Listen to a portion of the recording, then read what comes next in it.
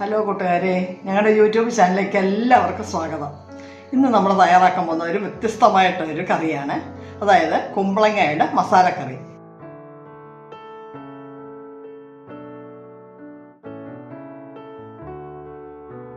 നമ്മുടെ കോഴിക്കറി പോലും തോറ്റുപോകും, അത്രയ്ക്ക് ടേസ്റ്റിലാണ് ഇതുണ്ടാക്കാൻ പറ്റുന്നത്. സൂപ്പറാണ്.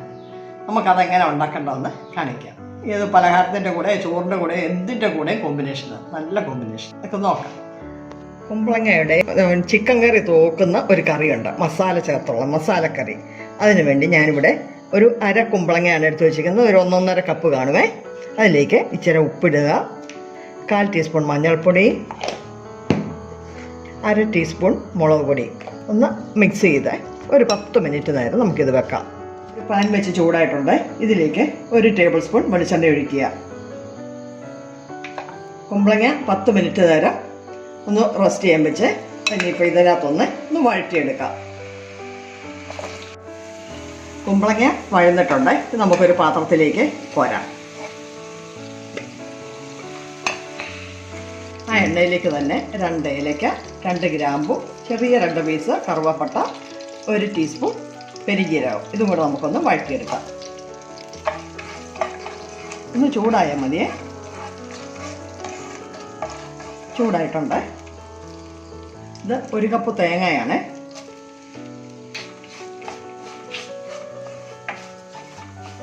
നമ്മൾ വറുത്തരയ്ക്കുന്ന പോലെ ഒത്തിരി മൂക്കണ്ട.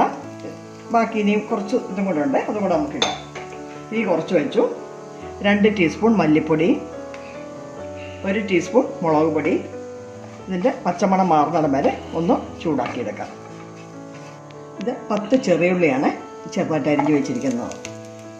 1 തക്കാളി, ഇതും കൂടെ നല്ലതായിട്ട് ഒന്ന് വഴറ്റിയെടുക്കാം.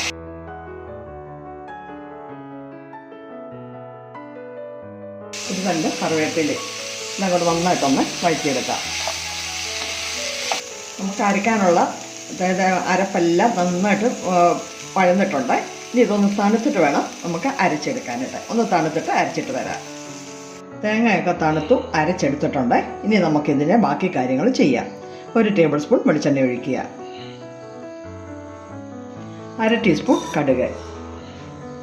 കടുക് പൊട്ടി ഇതിലേക്ക് 2 ചെറിയ ഉള്ളി, 1 ടീസ്പൂൺ ഇഞ്ചി ചതച്ചത്, 1 ടീസ്പൂൺ വെളുത്തുള്ളി ചതച്ചത്, ഇതും കൂടിയിട്ട് ഒന്ന് വഴറ്റിയെടുക്കാം. 2 തണ്ട് കറിവേപ്പില. ഈ അരപ്പും കൂടെ നമുക്ക് ഈ എണ്ണയിലിട്ടൊക്കെ ഒന്ന് ചൂടാക്കിയെടുക്കാം, ഒന്ന് മൂപ്പിച്ചെടുക്കാം.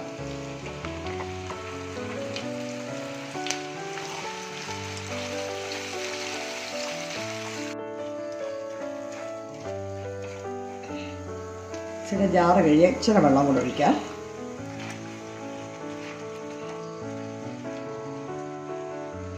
അരപ്പ് ചൂടായിട്ടുണ്ട്. നമ്മൾ വഴറ്റി വെച്ചിരിക്കുന്ന കുമ്പളങ്ങയും കൂടെ ഈ കൂട്ടത്തിലേക്ക് ഇടാം.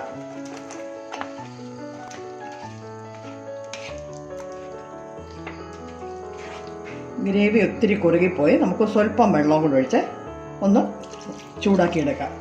ഒരു 1/4 കപ്പ് വെള്ളം കൂടെ ഒഴിച്ചിട്ടുണ്ട്. ഇനി ഒന്ന് ചെറുതീയിലിട്ടൊന്ന് ചൂടാക്കി. കുമ്പളങ്ങ നന്നായിട്ട് വെന്തതാണ്. ഇനി അതിൻ്റെ എണ്ണയൊന്ന് പൊങ്ങി വരുന്നിടം വരെ നമുക്കൊന്ന് ചെറുതായിട്ടൊന്ന് ചൂടാക്കി എടുക്കാം. എന്നിട്ട് വാങ്ങി വെക്കാം, വേറൊരു പാത്രത്തിലേക്ക് മാറ്റാം. നമുക്ക് കുമ്പളങ്ങ മസാലക്കറി എന്ന് പറഞ്ഞാലും നല്ല ചിക്കൻ കറി പോലെയാണ് ഇരിക്കുന്നത്. ചിക്കൻ ഇല്ലാത്ത ചിക്കൻ കറി എന്ന് പറയാം. സൂപ്പറാണ്. കറിയുടെ എണ്ണയൊക്കെ നന്നായിട്ട് മോളി വന്ന് നിൽപ്പുണ്ട്. അപ്പം നല്ല ഭംഗിയുണ്ട് കാണാൻ, നല്ല ടേസ്റ്റുമാണ്.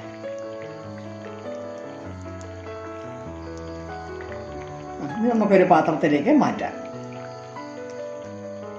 കറിയൊക്കെ റെഡി ആയിട്ടുണ്ട്. പെട്ടെന്ന് ഉണ്ടാക്കാൻ പറ്റുന്നതാണ്, ടേസ്റ്റിയാണ്.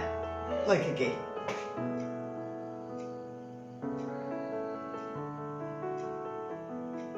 നല്ല ടേസ്റ്റാണ്,